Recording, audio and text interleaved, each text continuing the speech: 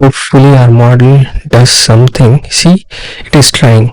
Look, I am not touching any keyboard, nothing. It's trying to pick up the model. Some time, because it is about 300 lines of code right now. So I had recorded it and it become very long. So what I am going to do, I am going to explain you how it works, but make sure that you have coded along with me the data collection part. And now let's move to the training the behavior clone model. So we are going to use the Pytorch and sklearn the trained test splitting. So make sure that you collect about 100 episodes from this code, and once you have collected those 100 samples, training samples, pair of which is exactly the state and the action pairs, and then we are good to go with this.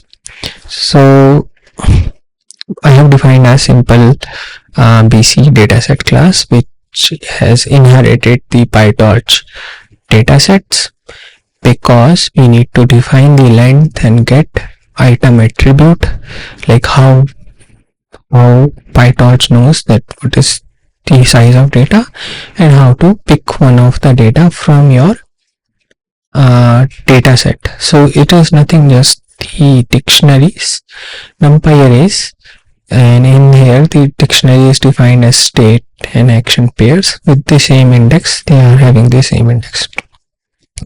So let's define the init. We'll pass the transition, state, action. Now for each transition we have saved the episode metadata. If you go here, and let me show you where we have saved it. So if you go there, you see episode metadata we have saved, at what time we have collected that episode, how much step that was taken, total transaction, the frequency, and the seed value, because it is going to be seed value is very important, because that is what is going to help the gymnasium environment, the Mojoko environment, to create the same exact replication of that instance. So what happens is you collect the state, action, and then you populate your state and action arrays here. So this is what is happening, and then we are going to log the state, action, save. So both state and action are going to have same lengths, so you can just return the length of state, either the action as well. Get item, I have already explained that they are the same thing, it's just the index. You just need to pass the index and you can collect the same data point with that, because they are paired data. Both are having the same indexes. Now let's define a very simple 3-layer neural network. Let's pick one linear layer, and the activation function I'm going to use the ReLU. A dropout layer, a linear layer again, and again activation function, dropout, and then finally we are going to bound the action to the help of 10H, and action dimension is going to be 4, which is XYZ, and open and close state. So that we have defined with the keystrokes. If you remember, we had captured these, and 2 more are also there, which is the opening and closing of clipper. And this is how we are going to learn a very small sequential model for now. We can make it more complex, but in my laptop this is going to work smoothly while I am doing the recording. It's important. So as we need to now call the initialization of weight, and we can apply the init weight. We are going to go with the Xavier initialization for weight and constant initialization for our biases. So this is done so that you have a smoother gradient descent. You can also play around with that. And this is the forward method, and in the prediction you have to project them to the floating tensor, all of the states, and then pass it to the forward layer while making the prediction. So this is what it is going to execute in the network, the forward class. So now let's define a function which is going to load the BC data. We have saved this data as a combined pickle. You can do that transformation, so it's easier to load in your training set. And then transition, let's pick all of the transition, and we can return the transition from here. Now after that we are defining the train simple PC, where we are going to pass the transitions, the epoch, the batch size, and the learning rate. We'll pass all of our transition from that loaded pickle file as the dataset, and then we'll train do the from skr train test splitting. It's going to split test and training set, and from that we are going to create a data subsets.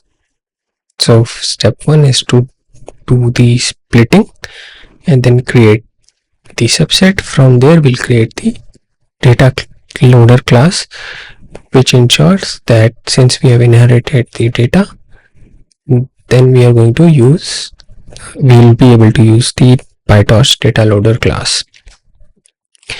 Then let's define the model. The dimension of the state is 25, action dimension is 4. The optimizer, let's use the Adam optimizer, and the criteria as mean square error loss. Let's call our training loop for each epoch from the batch of the training set and action. Zero grad optimizer, model is going to make prediction. Criteria, we are going to pass the action and prediction that is going to calculate the loss. It's going to do a backward propagation, and optimizer is going to take a step. From there we are going to also keep track of the training loss. Now we'll also do an eval from there, that from the test loader we'll do the same thing with just the from the validation sets. We're going to record all of the losses, average train loss, test loss, and we are going to append it. And then this is the standard Pytorch way of saving the best test model so far, and we are going to print on every 50 steps what has been done. And then we are going to finally, when it is done, we are going to load the best model and then save it. We'll save this model dictionary, action dimension, train loss, test loss, and also the model pointer. Then finally there is one helper function which is going to plot the mean square errors and training BC curve. And then we'll also, once the model is trained, then what we are going to do, we are going to inject this the test sample into the environment and see if model learned something. So as we have done in the previous steps, from the gymnasium we'll bring the gymnasium robotics, fetch pick place dense v4.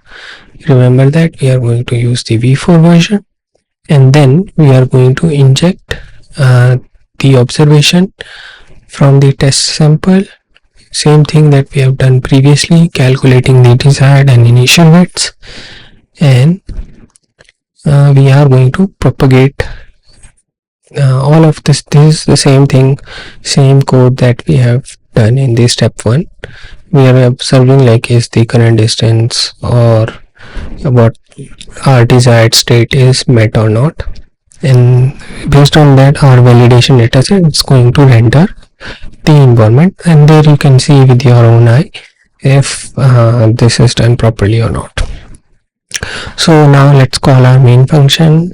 It brings the transitions, it trains the model, and then it do the simulation by feeding back the trained data into the your simulation in the PyMojoko simulation, and this will do the end-to-end training of it.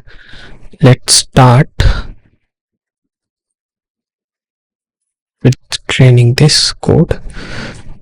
See if it works. So if right now you'll see it's going for 1000 epochs. It's a very small model, and you can see the training loss is getting decreases, but it's a very small model. You cannot expect much from it. For quick tutorial it's fine. When you are doing your own implementation, you can go design a really complex model as well. So with that, we'll see how this model performed. If you can see, this model is quite underfitted. I mean, obviously it's a smaller, only three layer model, so you can see training test loss, they are not that much converging, and from here you can do the improvement and make a complex model. Now let's see the injection step. Let's start the simulation. Hopefully our model does something. See, it is trying. Look, I am not touching any keyboard, nothing. It's trying to pick up the model. It wasn't able to do it in a finite step. Let's see if in this step will it be able to, but this much is still good. Like, it has learned to, whenever it goes close to the object, it's opening the clipper and all. But with more example, I have only recorded the 5 samples. You can do more, and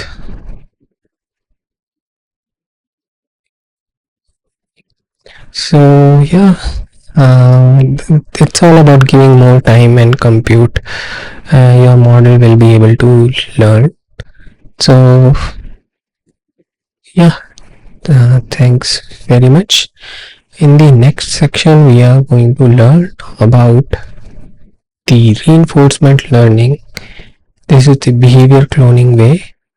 Now we are going to learn next section, the reinforcement learning one, and where we are going to let our model to pick its destiny by its own. From the trial and error, it is going to learn everything. And thanks very much for learning. One of the very crucial part of reinforcement learning is the intimation learning, and your imagination is the limit from now. Thank you very much.